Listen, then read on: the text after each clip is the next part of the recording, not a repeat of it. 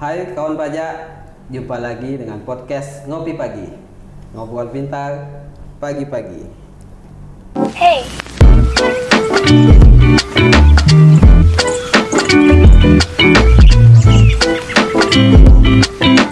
Senang sekali saya A. Samsudin A, fungsional penyuluh pajak ahli muda KPP Madya Batam, dapat menemani kawan pajak semuanya pada episode podcast kali ini.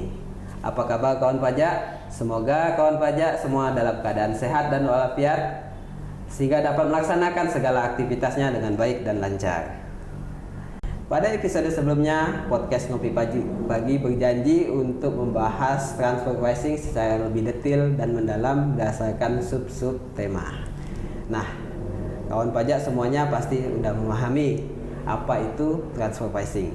Transfer pricing adalah penentuan harga transfer di antara pihak yang mempunyai hubungan istimewa. Nah, pada episode kali ini kita akan membahas apa itu hubungan istimewa, apa saja yang mempengaruhinya, apa kriteria yang menjadi bisa dikatakan hubungan istimewa. Kita akan bahas satu persatu pada episode kali ini. Oke, mungkin yang pertama Pak Min, pertanyaan yang mendasar nih, what is, apa itu hubungan istimewa Pak Min? Oke. Baik, terima kasih Mas Ems. Ini pertanyaan yang sangat mendasar sebenarnya. Di dalam undang-undang sendiri tidak disebutkan definisi hubungan istimewa. Oke. Karena di dalam pasal 18 ayat 4 Undang-Undang PPH maupun di pasal 2 Undang-Undang PPN itu tidak diberikan definisi apa hubungan istimewa. Tetapi di dalam PMK 22, nah kebetulan saya bawakan PMK 22. PMK 22 tahun 2020 ini ada satu definisi yang diberikan di dalam PMK ini terkait dengan hubungan istimewa. Di dalam PMK 22 ini pertama diberikan definisi mengenai apa itu transaksi afiliasi, gitu ya. Jadi transaksi afiliasi sesuai dengan PMK 22 ini diberikan definisi sebagai transaksi yang dilakukan wajib pajak dengan pihak afiliasi. Kemudian berikutnya di poin berikutnya ada definisi apa itu transaksi yang dipengaruhi hubungan istimewa, gitu ya. Jadi di situ diberikan pengertian ada dua transaksi yang dipengaruhi hubungan istimewa. Yang pertama adalah transaksi afiliasi sendiri, yang tadi saya sebutkan sebelumnya.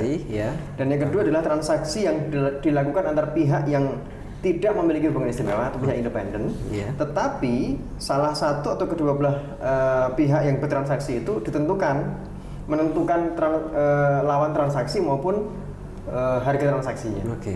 Jadi bisa jadi transaksi tersebut independen, tetapi karena harga dan lawan transaksinya itu ditentukan oleh pihak afiliasi, makanya menjadi transaksi yang dipengaruhi oleh hubungan istimewa. Nah, inilah yang menjadi definisi di dalam PMK 22.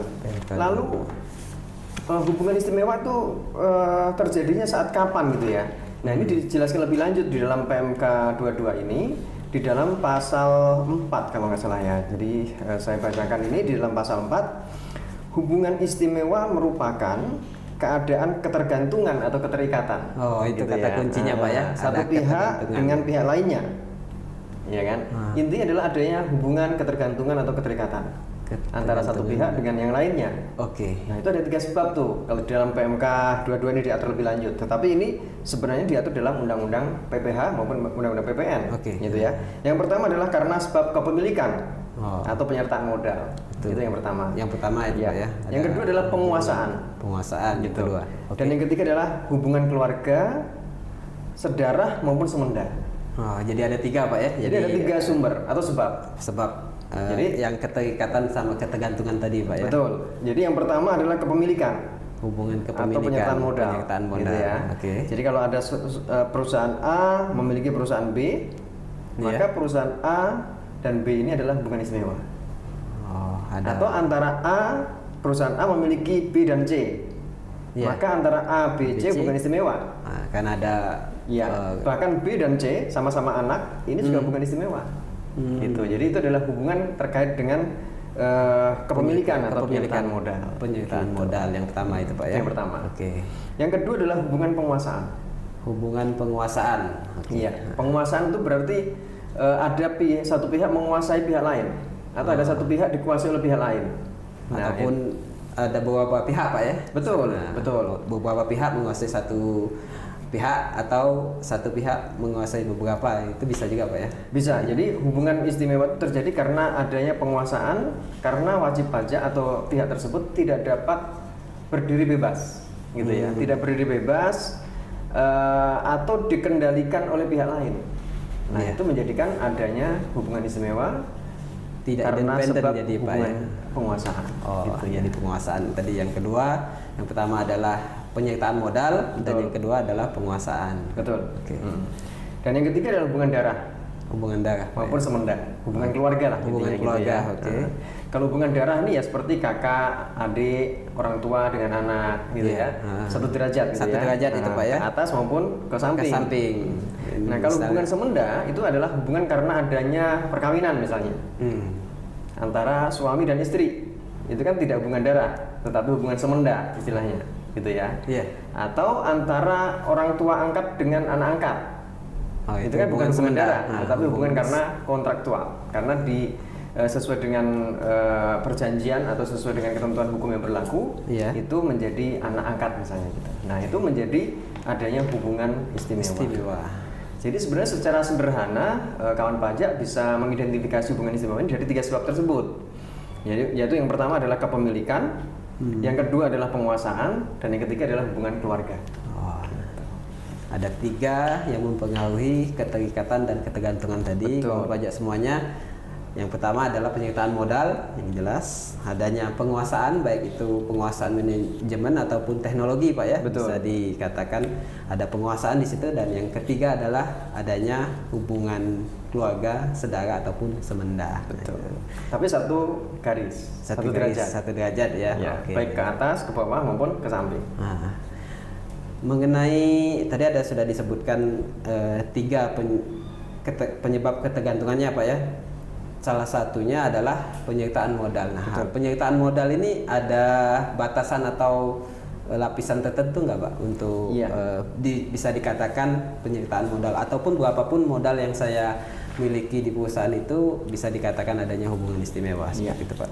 Di dalam pasal 18 ayat 4 Undang-Undang PPH, pasal 2 Undang-Undang PPN sebenarnya diberikan satu determinasi mengenai dim situation atau situasi penyertaan modal yang dianggap memiliki hubungan istimewa.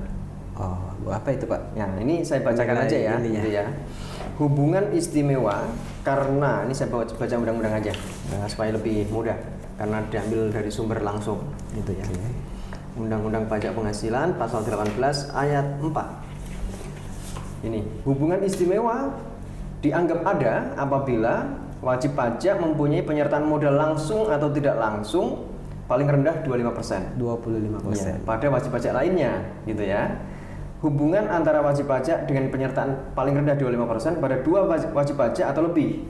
2 atau lebih Pak ya. Atau hubungan di antara 2 wajib pajak atau lebih yang disebut terakhir. Jadi kalau ada hubungan penyertaan modal yang sudah di atas 25%, sudah pasti dianggap hubungan istimewa. Karena undang-undang menyatakan dianggap hubungan istimewa. Dianggap hubungan istimewa kalau sudah di atas 25%. Walaupun WP mengatakan Pak, antara perusahaan A dan B ini melakukan sesuatunya semua sebagaimana independen. Ya, tetapi undang-undang mengatakan kalau sudah di atas 25% maka hubungan istimewa. Hubungan istimewa. Maka tidak ada lagi pertanyaan lebih lanjut. Pak, kalau 25,sekian persen hubungan istimewa nggak? Udah pasti hubungan istimewa. Nah, pertanyaan selanjutnya bagaimana kalau di bawah 25% itu Pak? Nah itu. Ini yang perlu kita jelaskan lebih lanjut karena selama ini ada anggapan di kalangan kita atau para wajib pajak yang mengatakan kalau di bawah 25% sudah pasti tidak ada hubungan istimewa. Belum tentu. Karena apa? Tadi undang-undang kan mengatakan atau mengatur bahwa jika sudah di atas 25% dianggap ada hubungan istimewa. Artinya kalau kurang dari 25% bisa jadi ada hubungan istimewa. Bisa jadi hubungan istimewa karena apa? Tadi kalau ada keadaan ketergantungan, keterikatan, gitu ya. Salah satu tidak berdiri bebas, maka itu menjadi hubungan istimewa. Kembali lagi tadi Pak ya. Dia tidak memiliki kepemilikan 25%. Pasti yang jelas masih ada keterikatan atau ketergantungan itu. Kata kuncinya sebenarnya di situ. Ada keterikatan, ketergantungan, gitu ya. Nggak bisa ngelak Pak ya. Saya di bawah 25% sebagai contoh nih misalnya modalnya. Perusahaan A ini dimiliki oleh pemegang sahamnya ada 50 perusahaan. 50 pemegang saham. 50 pemegang saham. Masing-masing memiliki 1%, 1%, dan nanti terakhirnya ada yang 24%. Oke. 24% ini kan mayoritas. Iya. Artinya secara operasional kemungkinan 24% ini mengendalikan perusahaan tersebut. Udah jelas Pak, udah Ya, karena dia mayoritas, kan gitu ya. dominan. Yang lainnya hanya 1%. Walaupun gitu. masih di bawah 25% tadi. Tapi kan. yang ini dia memiliki 24%. Jadi walaupun dia 24%, tapi kalau dia mengendalikan perusahaan tersebut, baik dalam manajemen, dalam operasional perusahaan, maka dia ini menjadi hubungan istimewa. Gitu. Ini sangat simpel sebenarnya ya memahaminya. Jadi itu tadi kembali ke kata kuncinya kawan pajak semuanya, bahwa boleh istilahnya itu kawan pajak menyatakan, oh saya penyertaan modalnya itu di bawah 25%. Tapi ingat, keterikatan atau ketergantungannya itulah kata kuncinya. Kalau walaupun di bawah 25% penyertaan modalnya, adanya keterikatan atau ketergantungan itu bisa dinyatakan mempunyai hubungan istimewa. Betul Pak, seperti itu. Contoh konkretnya begini, walaupun misalnya perusahaan tersebut tidak memiliki 25%, tetapi setiap kali keputusan manajemen itu dibuat, itu selalu minta approval dari pihak tersebut. Misalnya contoh seperti itu adalah bukti adanya hubungan istimewa. Misalnya mau ikut tender, mau ikut membuat pricing quotation, maka harus meminta approval dari pihak afiliasi. Nah, ini merupakan bukti adanya ketergantungan atau keterikatan.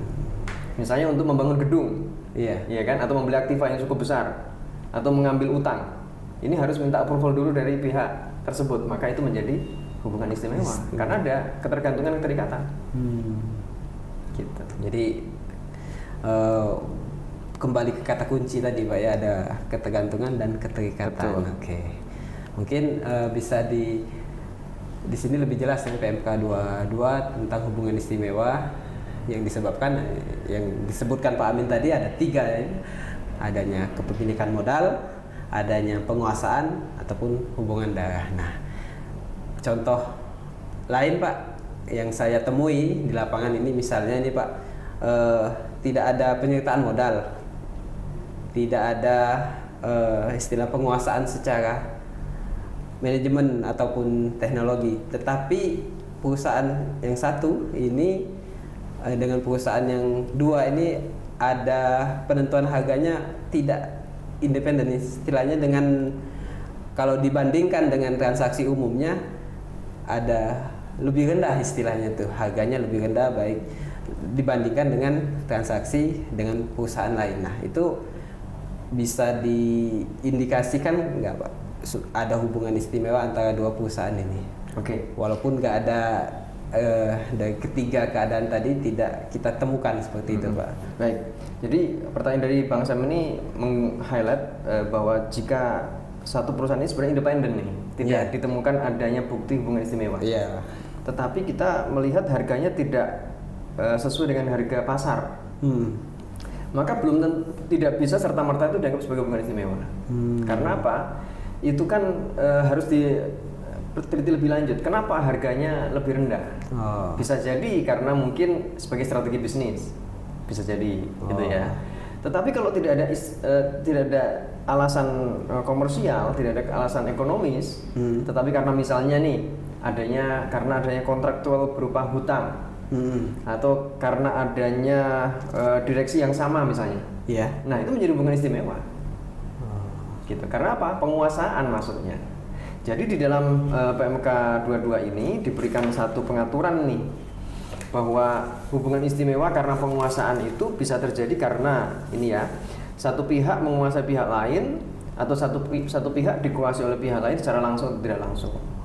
Misalnya tadi, kenapa harganya lebih rendah daripada yang lain?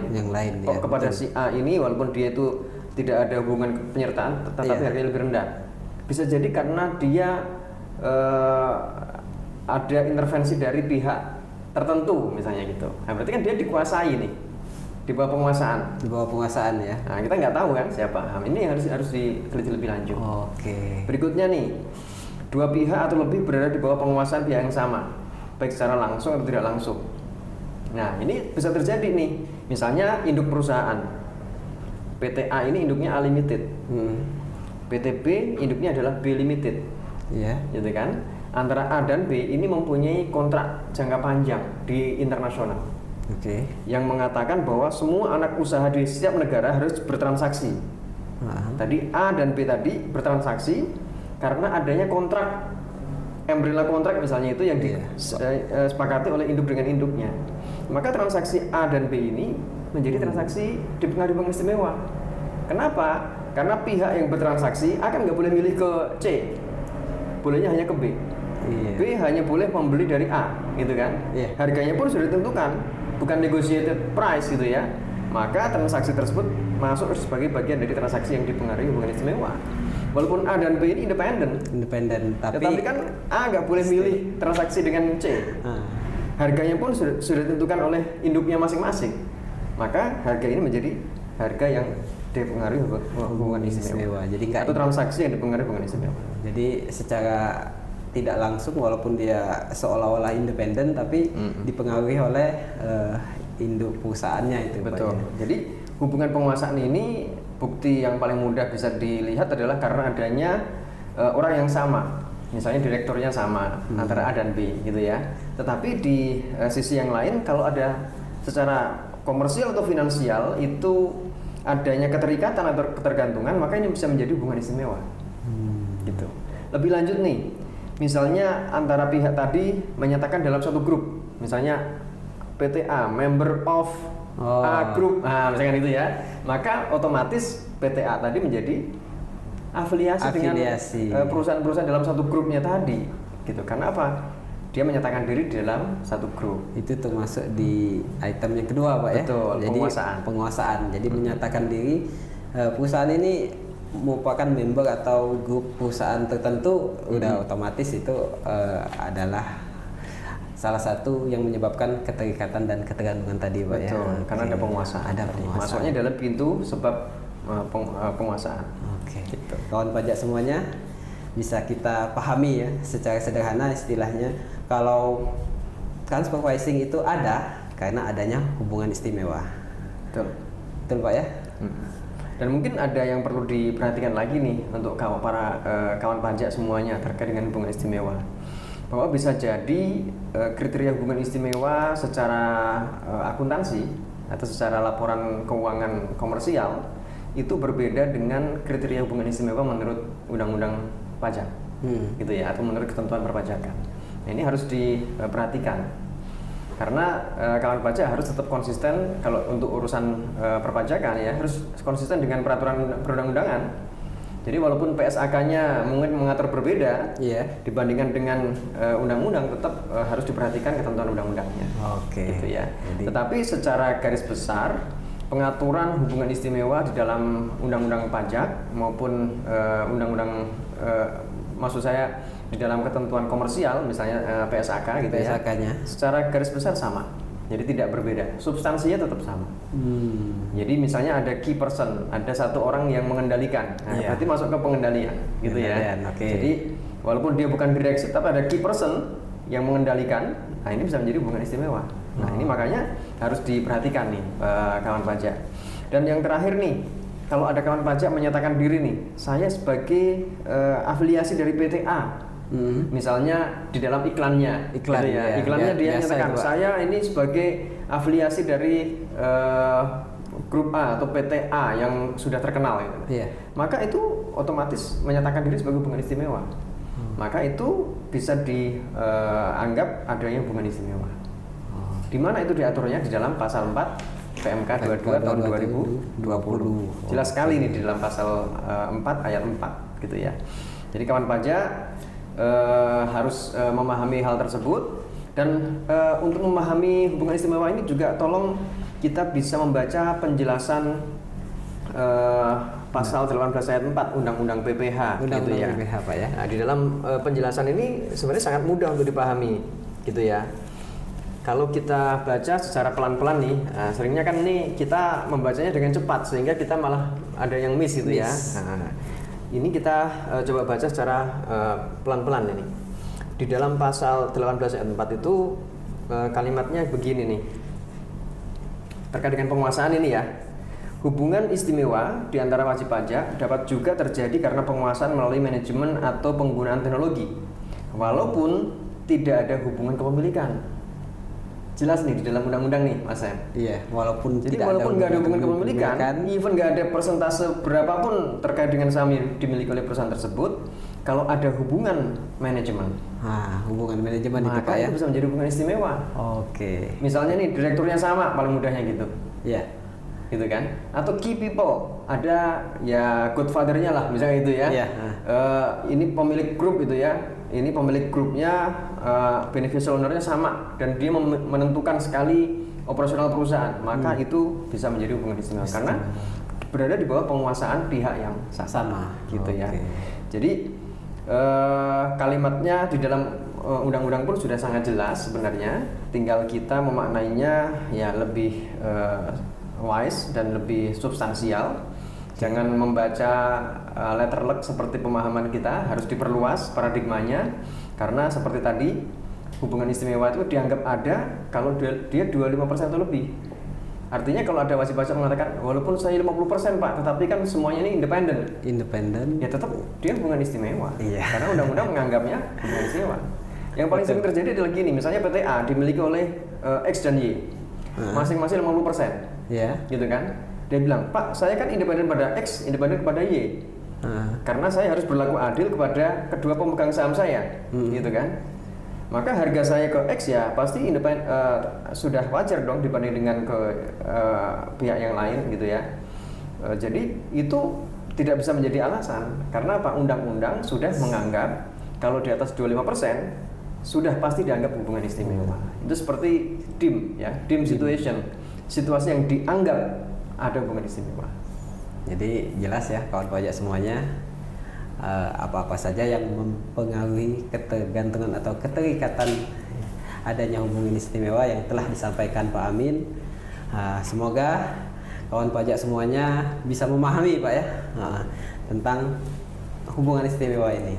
Jadi mungkin sebelum kita tutup nih Bang Sam, kalau boleh menyimpulkan nih ya. Ya silakan Pak. Hubungan istimewa pada intinya adalah adanya hubungan keterikatan atau ketergantungan antara satu pihak dengan yang lain, gitu ya. Antara misalnya perusahaan A dengan perusahaan B, gitu ya.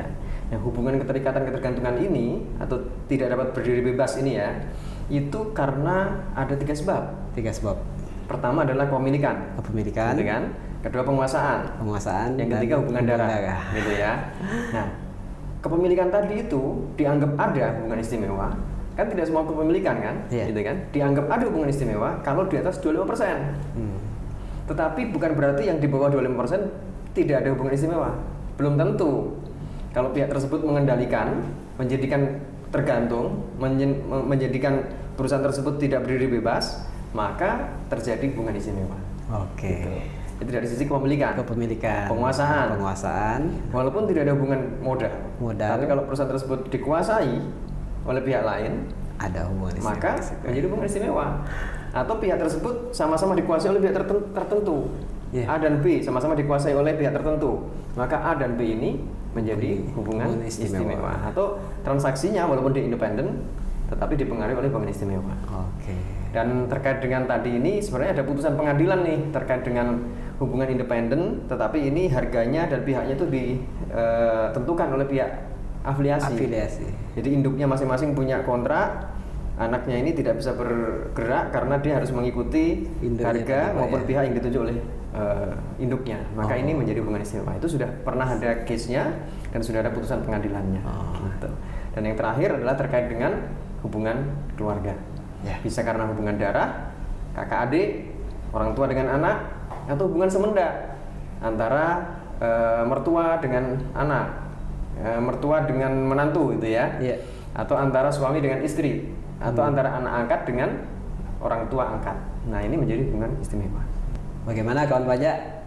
Penjelasan Pak Amin sudah sangat jelas mengenai hubungan istimewa. Semoga apa yang dijelaskan atau sharing ilmunya bermanfaat bagi kita semua untuk menambah wawasan dan pengetahuan di bidang perpajakan. Jangan lupa kawan pajak semuanya untuk follow akun media sosial kita, baik itu di Facebook, Twitter maupun Instagram, dan tentunya YouTube channel KPP Madya Batam. Wabillahi taufiq wal hidayah. Wassalamualaikum warahmatullahi wabarakatuh. KPP Madya Batam, we make you easy to comply. Hey.